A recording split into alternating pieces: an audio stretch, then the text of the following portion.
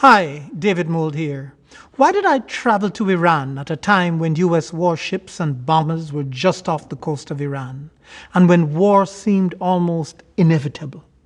In our trailer, Shushan, we explained why. We wanted to explore the prophecy of Daniel 9:25, which was given in Iran. Did you get that? This biblical prophecy didn't come from Bethlehem or Jericho or Jerusalem. It came from Iran. Daniel 9:25 was given to the prophet while he was a captive in Iran or biblical Persia. Friend, Iran is a place of tremendous significance to anyone with a love of biblical history. Here the prophet Daniel received visions from God. Here the angel Gabriel interpreted them for him. Here Esther and Mordecai lived and are buried. I think it would be of value for God's people around the globe to be able to see these places, don't you? Even if they can't travel here for themselves, as I just did, it would be good to see these places, to gain an appreciation, for example, of just where Daniel was when the angel Gabriel, under the authority of God, showed up with predictions of coming events. Events that were to unfold sometimes hundreds, sometimes thousands of years in the future. There are places in Iran, the relics of ancient palaces, for example, in Shush and Persepolis, and tombs like that of Cyrus the Great in Pasargad, that speak to us of an ancient past that I believe will soon be as relevant to you as your evening news. Places that contain footage we needed to capture before, God forbid, before the ravages of war reduced them to ashes. That's why I went when I did. But there was something else. Iran was in our sights because, quite simply, war is horrible. Something had to be done to try and stop the next one. Whether Muslim deaths or the deaths of US and allied troops, the prospects of war were too unbearable for me to merely turn a blind eye and continue living a life of relative ease, especially when I know God has given this world something that would make an impact here.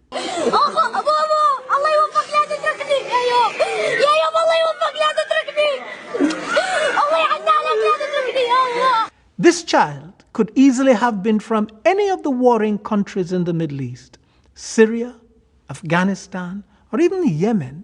But I simply had to go to Iran, where the next war could literally break out even before we've completed this report.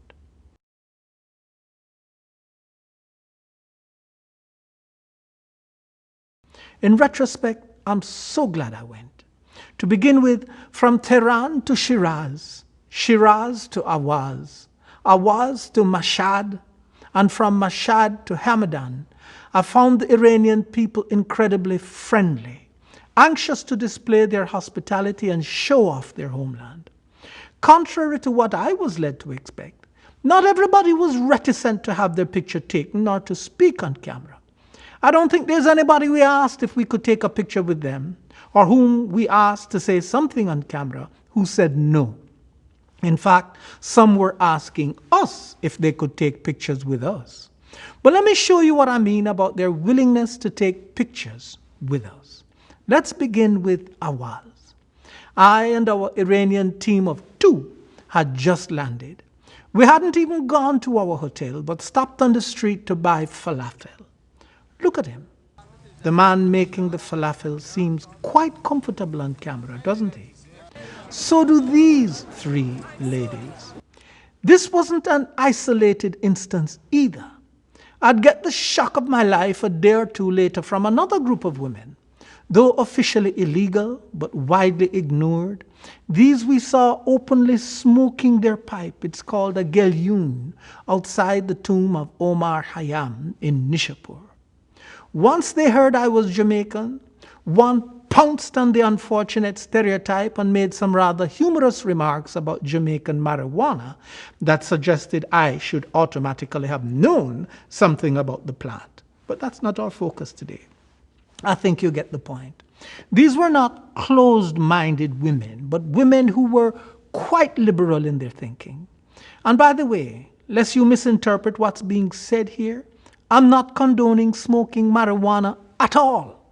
In fact, I think worldwide people are killing themselves and frying more than their brains with this weed.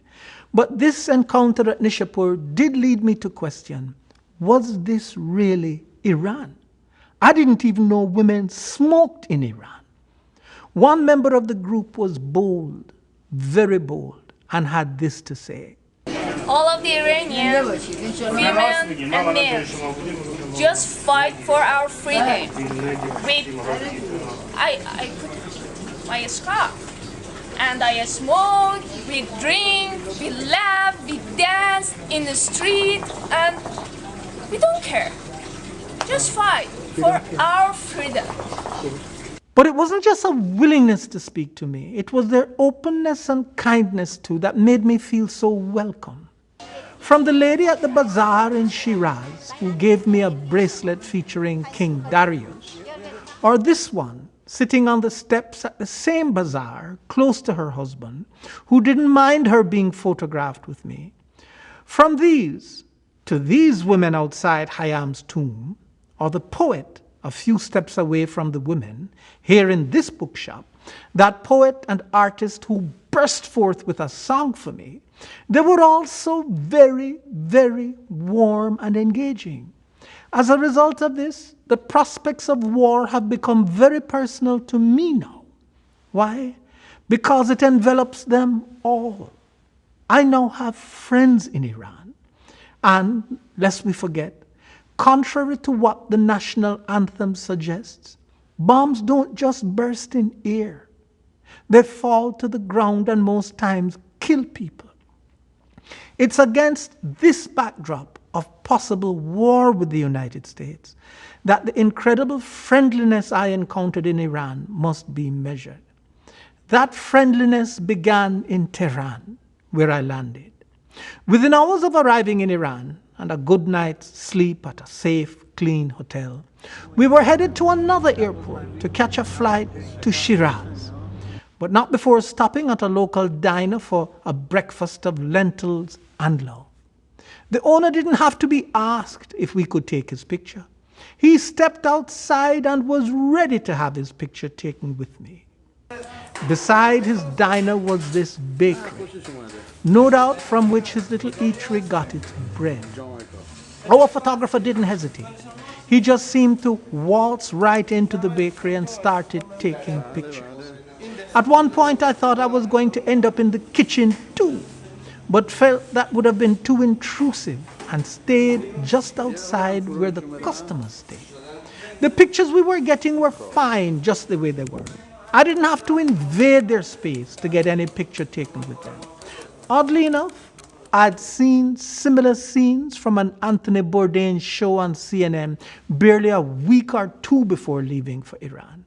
So I wasn't unfamiliar with the way they prepared their bread. Now let me tell you what I'm hoping to accomplish with these shots. I'm hoping to show you a side to Iran that the press might not be showing you. Now let's make no mistake about it.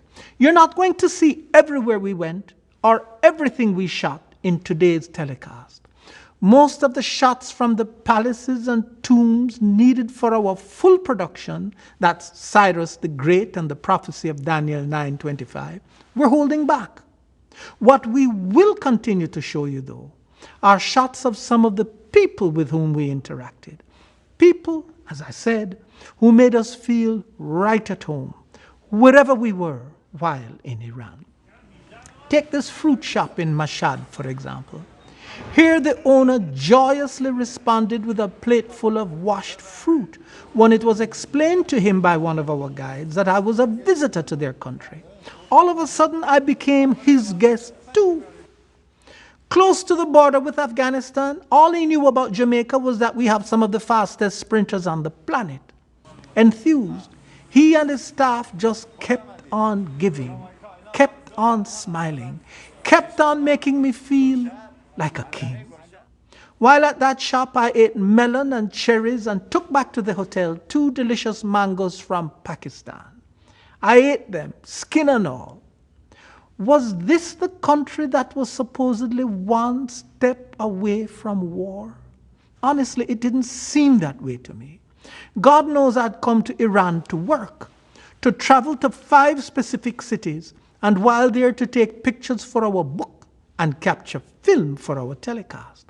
But these people were quickly becoming the stars of the show. They made all our running up and down in Iran, that's 4 more flights and 4 more hotels in 8 days, plus a long car drive back to Tehran. They made it seem not like work at all. Even the crew I was with, they didn't want me to carry my own luggage or even so much as to open the car door. They were usually right there ahead of me, opening the door for me, making me feel so respected, so at home, and dare I say it, so loved. As for the men and women on the streets, we might not have been speaking the same language, but warmth and hospitality are a universal language, aren't they? As for this artist on your screen, I never laid eyes on him before. Not one day in my life, this man who produced these carvings and who gets around only by bicycle. If war breaks out, this man could be dead within days. Through an interpreter, he had said something about sensing energy in this curious tourist, that's me, and asked if he could sing me a song. That was a strange request. But that's what I mean about respect and love. Why would he want to sing a song to me? I'm told the lyrics of his song came from one of Islam's prophets. But of course I said yes. He was more than free to sing if that's what he wanted to do. مرا عشق رویت بیچاره کرده بیچاره کرده بیچاره کرده بیا ای کوهان دشت آواره کرده آواره کرده آواره کرده یارم مشکل پسنده یارم مشکل پسنده مشکل پسنده مشکل پسنده مشکل پسنده. I didn't understand a word of his song, but when somebody asked if I wished to sing one in return, I was eager to respond. What would I sing? That's a surprise that I'll save for the end of our telecast. Please remind me to come back to it, or I'll surely forget. Once again, why am I sharing these clips with you? Because I want you to see the faces of everyday men and women in Iran, people who impacted me while I was there. These are people who, perhaps even before this video is finished, could be on the receiving end of all kinds of military mayhem. I'd like this clip, this report of our stay in Iran, to possibly make a difference before any of that happens. Most watching what I'm about to say may think me mad or unrealistic, but who knows? Maybe we can induce CNN to pick it up and run with it. And maybe even help stop this impending war. Yes, I know it sounds crazy, but I believe that. One more before I go. I've got to tell you about this little girl. Her name is Katayun. At the airport in Mashhad, on the way to our last city, Hamadan, where we visited the tomb of Esther and Mordecai, by the way, passengers were put on 2 buses that had to taxi out to the aircraft. While on our crowded bus, unknown to me, this little girl had asked her mom and dad if she could say something to me in English. It turns out she had been taking English lessons overseas where they live and was frustrated in Iran because she could hardly find anybody who knew English. Evidently, her parents had given permission for her to speak to me, and in short order I heard the sweetest little hello, sounding like it was coming from somewhere around my waist.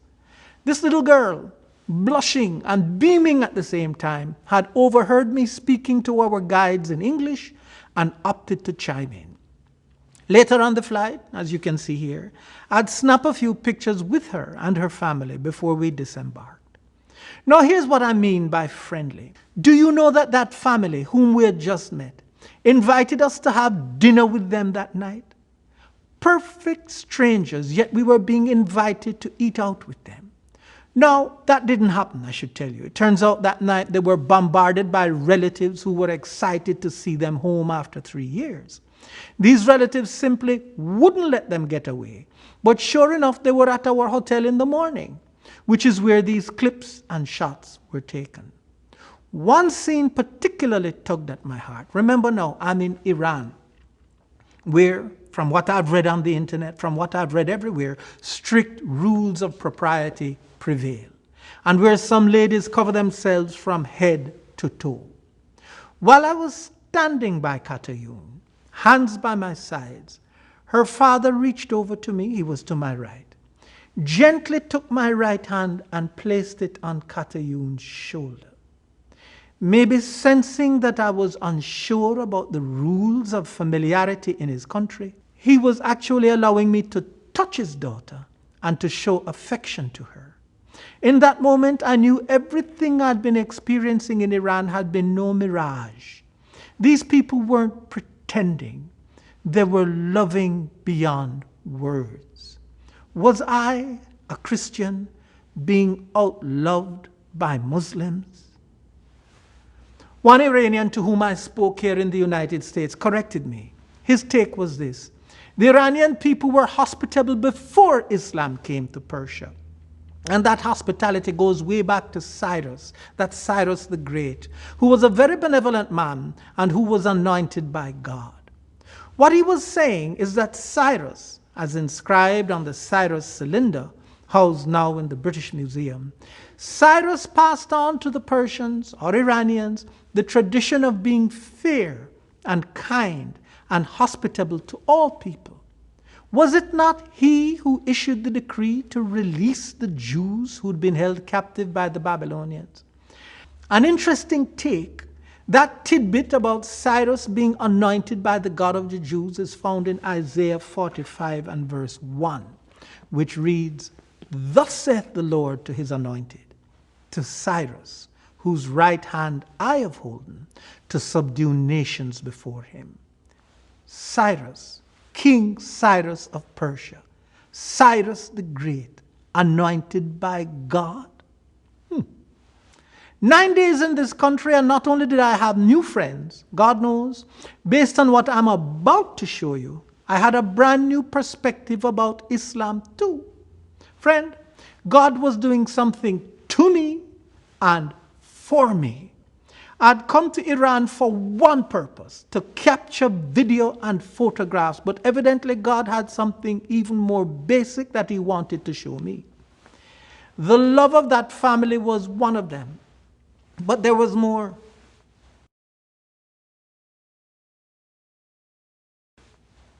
Looking back, what was it that compelled me to ignore the fears and the warnings of those who were urging me not to go to Iran? Let me give you an example.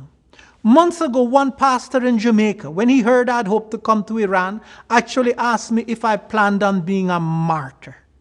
To him, and I suspect to many others, Iran was synonymous with death. In the end, in making my decision, one of the key things I looked at was this: as long as reputable airlines like Lufthansa, Emirates, Austrian, and Turkish Airlines continued flying to Iran, then I would go. Well, where are we right now? We're at the largest mosque in the world by area covered, hosting some 12 million pilgrims per year. This shrine is dedicated to the 8th prophet of the Shia wing of Islam, Imam Riza, in Mashhad. Mashhad itself means the place of martyrdom. Martyrdom because Imam Riza was said to have been poisoned. As you can see, Muslims come from all over the world to worship and meditate at this shrine, which to my eyes, after much walking around on the compound, seemed a bit like a Russian puzzle. A large hall or prayer room, within another hall or prayer room, and off to the left or right, another hall or prayer room. Miracles of healing are said to occur here. This group it was explained to me, were carrying what I thought was an empty coffin, but which was not empty at all. Inside was the body of someone who recently died.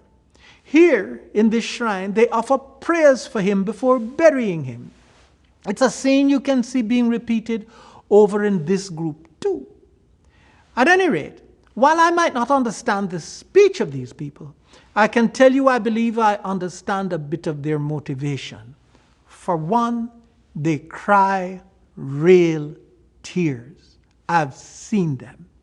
I've been inches away from their faces, inches away from grieving, heartbroken Muslim men whose hearts seem to yearn for God the way David's did when he wrote in the 42nd Psalm, "As the hart panteth after the water brooks, so panteth my soul after thee, O God. My soul thirsteth for God, for the living God. When shall I come and appear before God?" Beloved, you can feel their thirst, their yearning after God. The truth of the matter is, I cried too, but not at the shrine. At this restaurant in Shiraz, tears flowed out my eyes as something there, maybe it was the music, maybe the ambiance, reminded me of my now deceased son, Jonathan.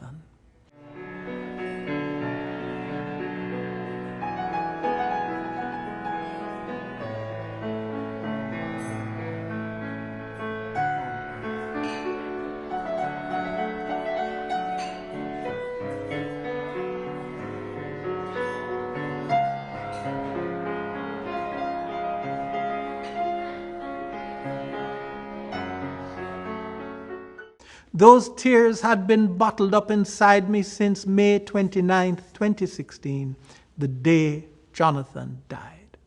I don't think I cried at all at his funeral, so widely attended and often reflected upon.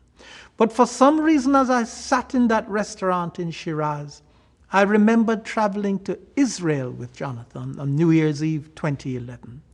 We had come to see the Dome of the Rock, Islam's third most sacred site, and needed to find the perfect place for the perfect shot for a documentary we were working on.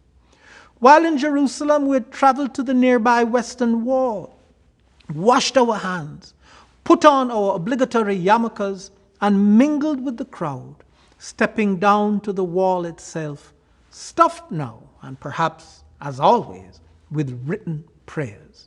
The life of the party and sociable to his core, Jonathan would have loved Iran. And just as he loved the food and the bazaar in Jerusalem, I believe he would have loved the bazaar at Shiraz, with its rugs, paintings, and utensils. Without a doubt, he'd have loved the food too, probably comparing falafel. Look at this. He took the shot of a falafel he had bought in Jerusalem's old city, plus these shots of birds randomly flying around in the square. He also took these shots of the cats that prowled the little square, and of this man silhouetted against the shadows of this narrow lane. Jonathan would have been my photographer on this trip to Iran too, but for reasons known only to God, it was not to be. But back to the question. Friend, whether it's in Afghanistan, Iraq, Syria, or Jerusalem, how do we stop these Middle East wars? It's a valid question, for I believe the only one who truly rejoices in war is Satan himself. Was it wrong to try and stop him? Was it wrong for a civilian, me, without any guns or bombs or diplomatic protection, to try the impossible? Was it wrong for me to wade into this ocean of humanity at this shrine here in Mashhad? Was it wrong for me to take off my shoes as they did when entering the shrine? No, it wasn't wrong. To reach Islam as much as I could, I had to observe her customs.